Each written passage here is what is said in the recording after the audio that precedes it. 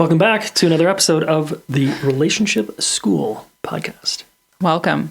Who are you? I'm Ellen. I'm Jayson. And we are Ellen and Jayson. Or we should say Jellin. Oh gosh, no. Don't do that to us. We're here to talk about something. We are.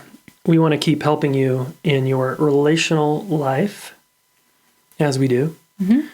And just sharing what we learn from the trenches of our partnership and parenting and witnessing other people and working with other people. All those angles. Yeah. Yeah. I think today we were talking about resiliency and how to cultivate resiliency in ourselves and in our kids. Yeah. Should we start with kids or us? Probably us. Okay. We should start with us. The same thing. Yeah. Yeah. So the question I think the operative question here for you listeners is, what do you do in your life that makes you more resilient? Or what is resilient? What do we mean by resilient? Let's start with that. Back it up. Yeah, what is resilient? C, Ellen. Resilient. I mean, there's probably so many ways to talk about this. And we're not going to try and write the book on resiliency today because there's a lot we could say. It's kind of a fascinating topic of discussion and in the literature. But I think it definitely has something to do with being able to handle, adapt, and recover from stress, which often comes in the form of challenges that we don't have control over in our lives, discomfort of some kind. And can we meet it? Can we work with it? Can we recover from it efficiently and effectively? And maybe even be stronger from having done so, like more resilient, like each time. It's like that like buoyancy inside is like growing. Maybe. Yeah. Can I make up a resiliency definition? Yeah. On the spot. Okay. We're just going on the spot here. I think resiliency is, the ability to meet one's life and stay standing and stay upright and stay engaged. Because life can feel heavy, get heavy. Challenges can weigh us down. Yeah. And resiliency is like, I'm just going to keep on trucking. And I like what you added, which is not only that, but can I keep on learning and adapting and getting stronger in my life? Yeah, and recovering. I feel like that's an important part. Like, is there room? Can I recover, replenish from having had to gather all these resources and meet something, and then do I have, just like creating that that bandwidth inside of ourselves. Yeah, exactly. And I maybe next we can talk about what prevents us from being resilient in life. And I have my answer. I'm curious what you would say. And I'd say privilege. I think a lot of privileged people like myself are challenged to be resilient because they've set their life up to be comfortable. And wealth does that in the Western world here, buffering yourself against challenge. Yeah. Lots of TV, lots of sofas, lots of sleeping in, lots of social media time, lots of medication in the form of, sugar, social media, whatever we're addicted to. All these things kind of prevent us from meeting our life, I think. Right. And privilege, I think of also just kind of like farming out or hiring out the things that are uncomfortable or we don't like which to do. Which I'm a big fan of. I know.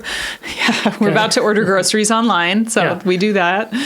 That's one way we, are privileged. We can do that. But, I think there are things that I think you're speaking to that we can even not have to witness certain challenges because of privilege, and whether it's because of our skin or our financial status or whatever, where we live. And I'm thinking a lot about adversity and challenge right now because of the war that's going on. That's just going on right now in Ukraine and Russia. And so anyway, that's a whole other world of challenge, a whole other level. We're talking a little more day to day. But we could easily say that the Ukrainian people are getting resilient.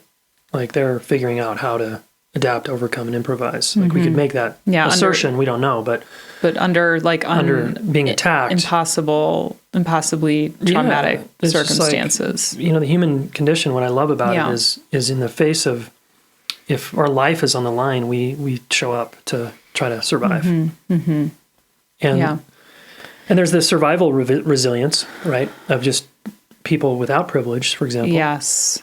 And the deep resiliency that gets built through that. And then there's resilience by, I think, modern Western, particularly people like me, need to actually sometimes manufacture things to become more resilient. Yeah.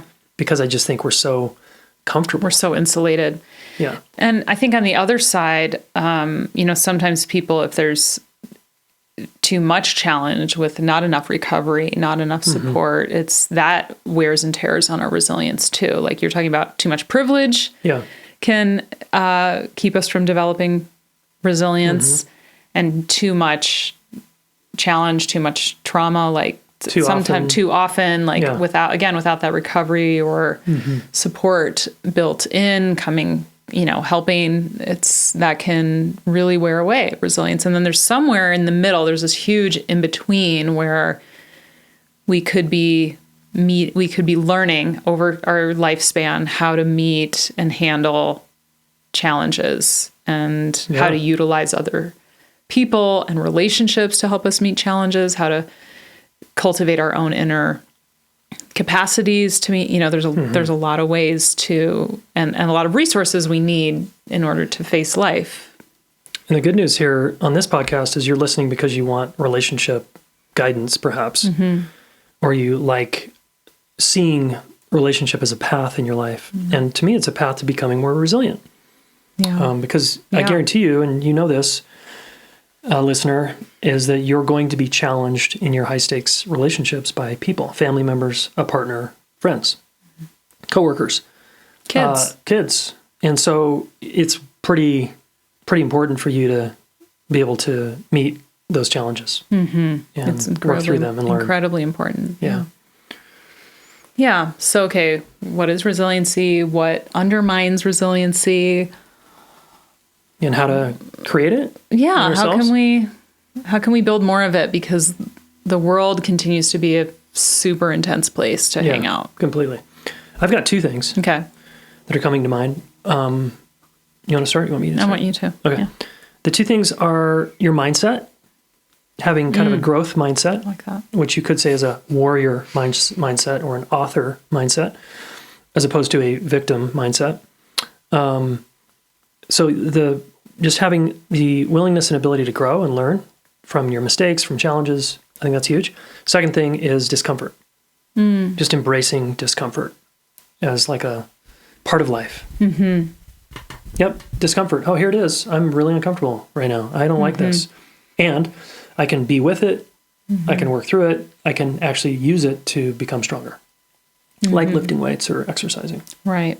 In the service of having more capacity, being able to contribute more, being able to show up more in the ways that feel good to us. Like there's a lot of reasons, maybe this is part of the mindset piece, why we would want to embrace challenge, embrace conflict, as you say, embrace the difficulties that come our way, as really difficult as some of them are. We want to try to meet them head on and develop ourselves along the way. And of course, this is easier said than done in many circumstances, but it's like this is just a general kind of statement about it. Yeah. Yeah. I don't know if I have much more to add than mindset and what was it? Wait, what embrace was it? Discomfort. Embracing it. Yeah. Like I feel like willingness. I think that mindset that like I can do this comes from having grown up, having, facing challenges and being, maybe most of the time successful or feeling like you're developing a capacity to handle things. Because that's part of mindset, I think, is just like, hey, this is hard, but I can do it. And it's worth being uncomfortable because I get because I get to grow, because there's something on the other side, because that's just what my life is bringing me. This is part of being an adult, like whatever it is. Yeah. I think what I would also just want to add on there is that it's so important that we don't just put this all on ourselves, that we have to face everything alone. Yeah. I think that Good point. that is just a vulnerable place to put ourselves when we feel like we have to face the challenges of life by ourselves, and I got to figure it out myself and deal with this myself. And we pretty much always need to have someone who at least knows what we're going through, knows that we're facing something difficult, if not actively supporting us emotionally or relationally in some way, so that we can meet some of the demands that are coming our way. Yeah, and to use a metaphor there, it's like a lot of us might go to the gym alone, or we work out at home alone. And certainly a strong case could be made that we could build a lot of resilience and strength on our own. And I don't think we're not trying to say that's don't do that. Yeah. We're saying keep doing that. Keep doing that. And there's also something really powerful about training together. So like CrossFit is the metaphor I use a lot, the analogy, where when we're training together, lifting the metaphorical weights together, like that's a pretty cool environment. I'm going to probably push myself a little more than I would push myself on my own. And in a partnership, we could certainly say, gosh, we could find a way to have each other's backs through the difficulties. It might even be more efficient than I try to figure this out all by myself. Oh, for sure. Yeah. Definitely. And that's what I mean, adding that in. Yeah. Yeah. Yeah. You were kind of laughing, are you? Yeah. Well, just your CrossFit metaphor. Have you been to like one CrossFit class, honey? I've been to one CrossFit class, guys. Yeah. And I was like, but now blown it's away. like, I was like, wow, this is badass. It follows you around. And then I was like, I'm out. Later. Wasn't for you at that time and place, or maybe ever. It's a little too hard on my joints, I think. Yeah, your joints. Right. I'm glad I didn't stick with it. Yeah. All right. If you go in circles with your partner, ex-partner, co-parent, whoever it is, family member, and you can never seem to resolve the conflict, you probably want to come learn how to do it. Otherwise, you're resorting back to your old way and your old habits that probably haven't worked that well, right? Just look at the results you're getting in your life around conflict. Do you know how to successfully work through it every single time?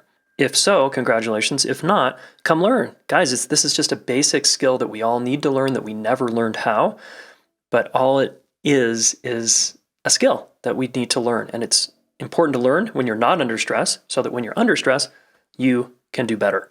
Okay, check out one of our students, Brittany here. Her and her partner, Eric, came to our Accepted and Connected event where it's all about learning how to work through conflict. And here's what Brittany had to say. My partner and I have been really stuck in conflict. When I speak up for my needs, at times I do it in a way that he cannot hear me, and that has him backing away and distancing from me. And so really the conflict between us has been like me wanting to figure it all out right now and him wanting to avoid due to probably the way I was approaching him. And it just leaves us both frustrated and kind of unwilling to get in there. And so I really felt like this weekend was going to help us navigate through those sticky terrains that we've been avoiding. So it kind of felt a little scary to dive in, but I actually feel like we're very much more a team leaving this weekend. Honestly, the most powerful thing that I learned was actually watching a coaching session, just watching this couple argue about something that they were just missing each other a lot, and the coach brought them right into what was really going on. And for me and my partner, after watching that, we came together and we're like, wow, that's us.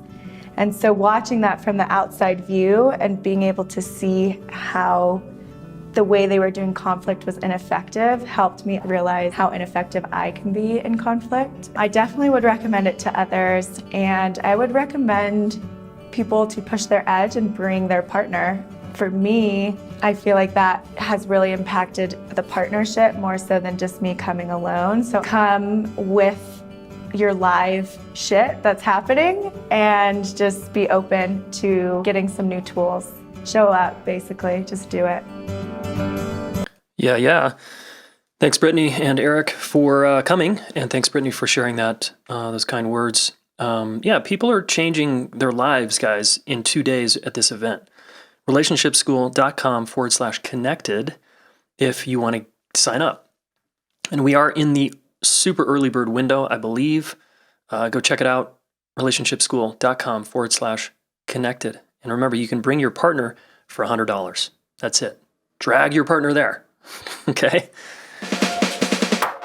So I was going to say something else about mindset and discomfort, embracing discomfort.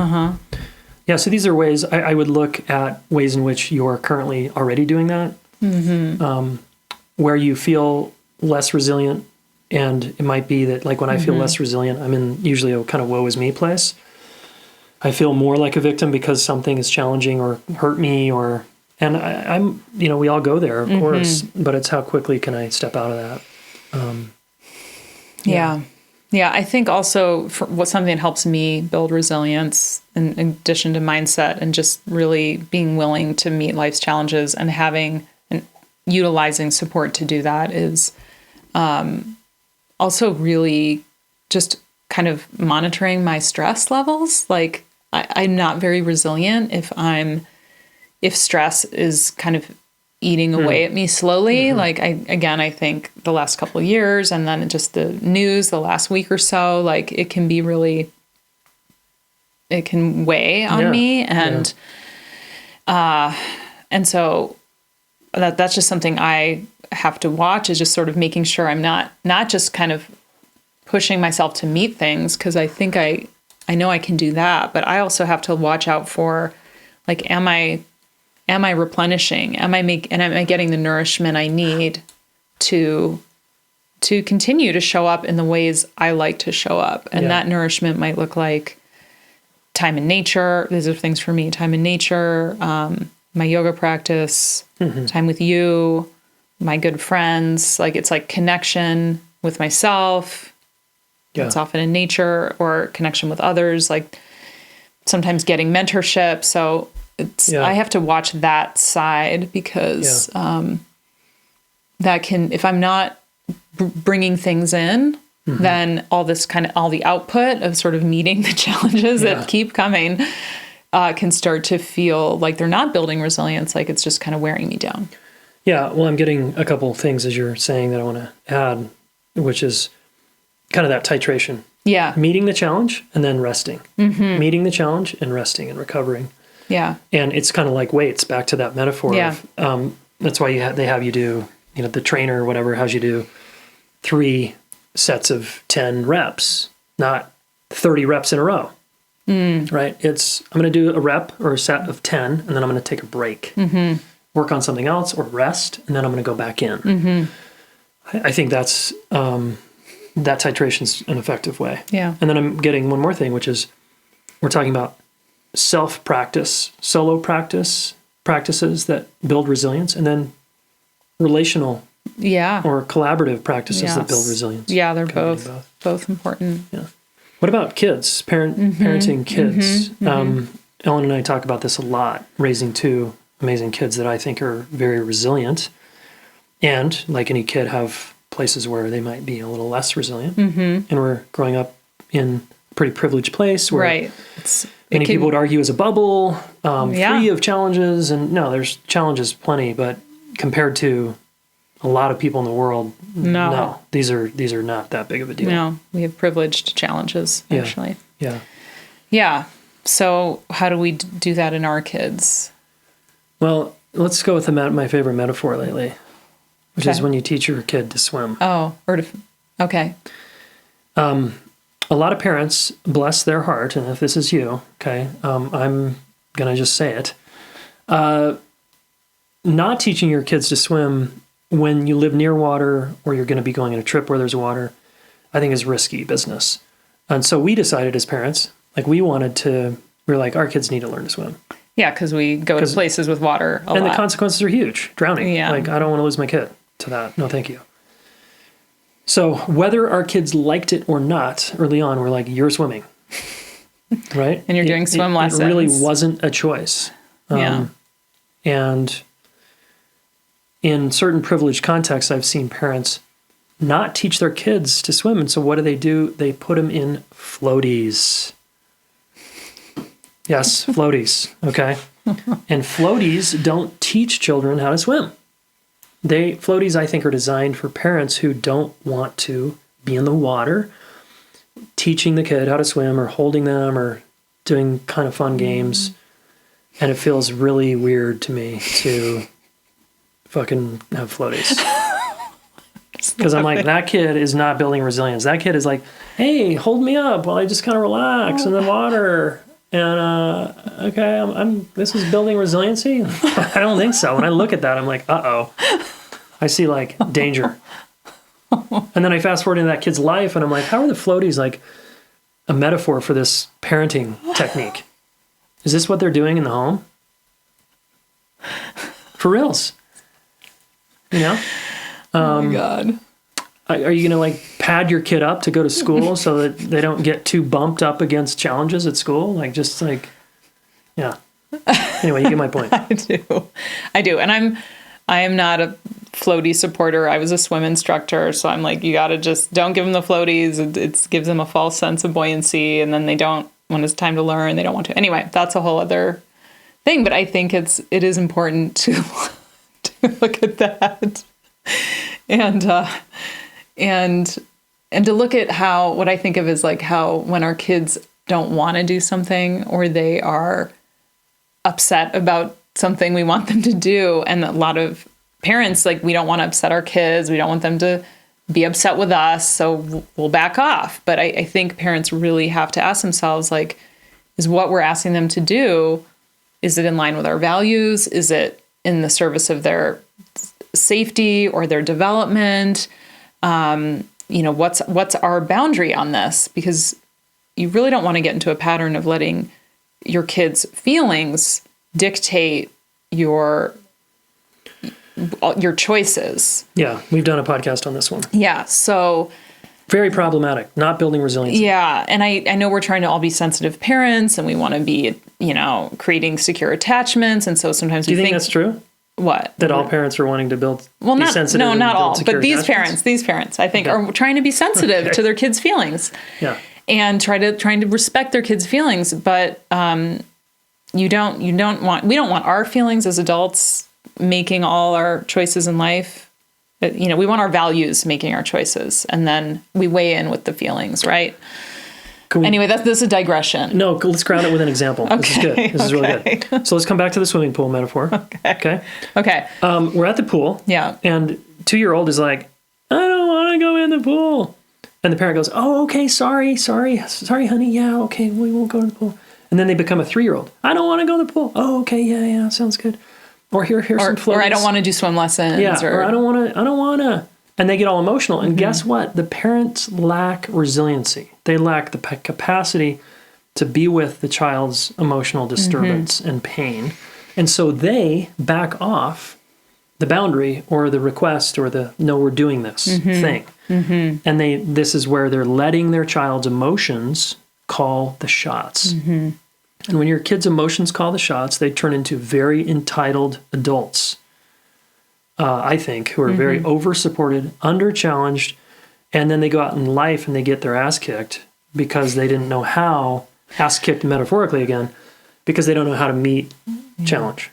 Yeah. And I think that there definitely are ways to care about our kids' feelings and to still help them make developmental moves forward, even though they're uncomfortable or difficult at times. That's how we build resilience. So we have to help them. Our job, as co-regulators, it's not just to calm down feelings, it's to help our kids manage their upset, their fears, their complaints. And if we are asking our kids to do something that's in line with our values and that we believe is really in the service of their overall development, we want to learn how to move forward there anyway. So so that's a way that we can help our kids build resilience, is by helping them face the challenges they have. Like for one of our kids, for sure, both our kids actually had didn't want to swim at different times, didn't want to do swim lessons. They wanted to play in the water, but learning how to swim was a whole other thing. And we had to help them meet that challenge. And I think...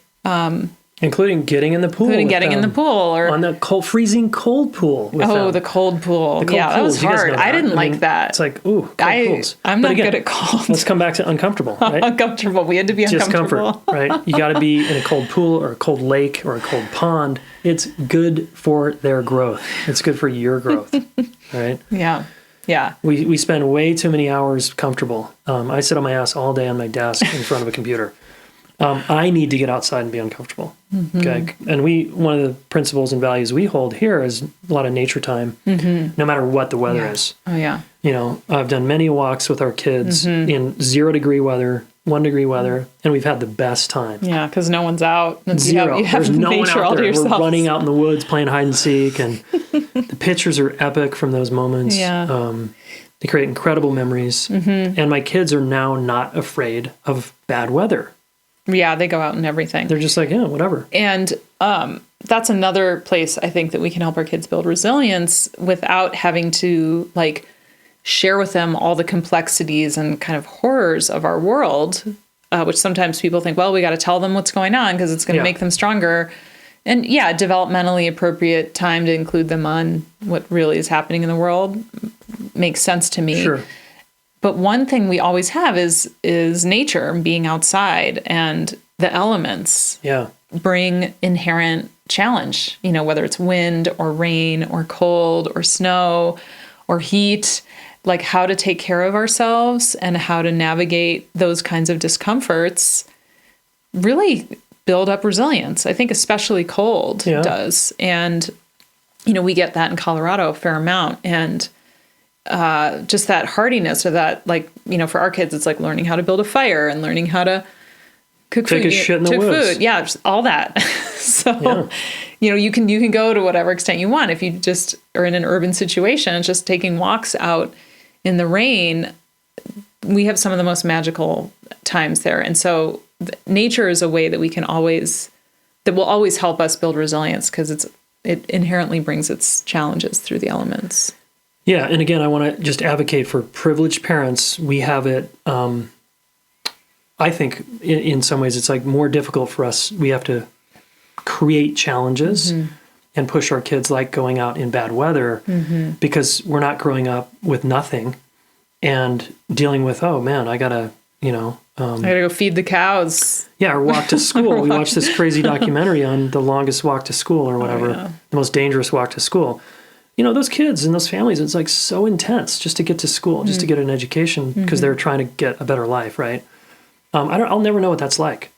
But there's things we can do to strengthen our children to meet life and to meet the moment. And I think those kids become just more successful in life, and they can be great team players. They're the person that can lead because they're not, backing away from the challenge. So, we're just really trying to bring home the message of that it's okay. It's okay for your kids to be uncomfortable and have a challenge, for you to love them through it and to, care about their experience and help them integrate that they did something hard and that they're over time getting something out of that. And our kids have seen that they become excellent swimmers and they feel really good about that. And we've helped them sort of integrate that trajectory of, you put your time in these swim lessons that you thought were boring or uncomfortable, and look at what you can do now and look at what's possible. Now you can go and enjoy any body of water in a lot of different conditions. They're better swimmers and that's than important to them. Yeah.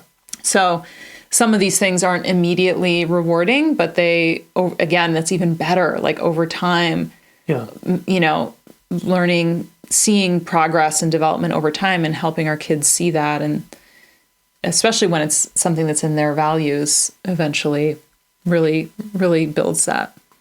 Yeah, so something we teach in our relationship mastery course is, particularly the parents that do that course get a real big download in what we're talking about here. And they report that their kids become more resilient because the parents are challenging them more, supporting them in a different way. And that's really what we're getting at here is challenge and support your children. Don't just support your kids. Oh, I just love them. Love doesn't equate to just supporting them. Love, in my world, is challenge and support. And we do that. And it's good to have a balance. I think it's going to build stronger kids. Yeah. And the world is not getting easier or gentler. So we want them to have their grit in place for that. Yeah. Yeah. We want to, again, I really am holding the vision for my children that, my job is to help them be ready for life, not to keep them from the challenges of life, but to help them prepare for the rigors of what's coming their way. Yeah. So let's live it, folks. And if you're not a parent, you're probably an aunt or an uncle, or you know a child or someone young, or you can be an inspiration to other people if you keep getting up off the mat and meeting your life. Yeah, and doing things that are hard that maybe are in the service of your values, your growth, your development, or of something you care about or someone you care about. Yeah. Action step, I would just recommend, maybe rewinding the parts that felt resonant. Think about this willingness and the discomfort piece. Ask yourself, am I building my own resiliency? If I'm a parent, am I fostering that in my children? Am I living that myself? And then share it with a friend or a partner. Yeah, reflect on it. Yeah. And remember, self-reflection leads to more secure relationships over time. Yeah. And earning your own security. That's right. All right, y'all. We'll see you soon. Thanks for listening and subscribing. I teach masterclasses lately. Been doing a lot of those this year. It's been super fun for me. And this one coming up is all about how to get back to a good place. And that's really the subject of my book. And we're going to get on a live class where you can ask me questions about your situation. And it's going to be fun. I'm going to get very practical with you. I'm going to challenge you to get a few more things in place in your intimate relationship or your high stakes relationships so that you're guaranteed to get back to a good place, like every single time. Okay, there should be no reason you're not getting back to a good place over and over. You really just need to learn how. So I'm going to teach you. Okay, so come to the masterclass, relationshipschool.com/masterclass. As you know, I've dedicated my life to helping people with their relationships, right? I want to solve this problem so that all of you can work through your differences and have fulfilling, amazing, badass partnerships and relationships, family, coworkers, friends, whoever. And I have trained a ton of relationship coaches, almost 100 certified relationship coaches, to help you specifically work through your relationship challenges. So I want to invite you to a special deal we're offering to the podcast listener where you can get 50% off your first month of coaching with one of our amazing relationship coaches. Okay, if you're tired of therapy, it feels like that's going around in a circle, or you want to actually set goals and accomplish your relationship goals, hire a relationship coach. Okay, go to relationshipschool.com/getcoachingnow. And then use the coupon code FIRST50 to get the 50% deal off your first month of relationship coaching. Super psyched to have our amazing coaches serve you and help you get to the next level. Hey, thanks so much for listening. Please subscribe to this YouTube channel. Share one of these videos with a friend. We want to help the planet get their act together around relationships. And you are one of them, so thank you.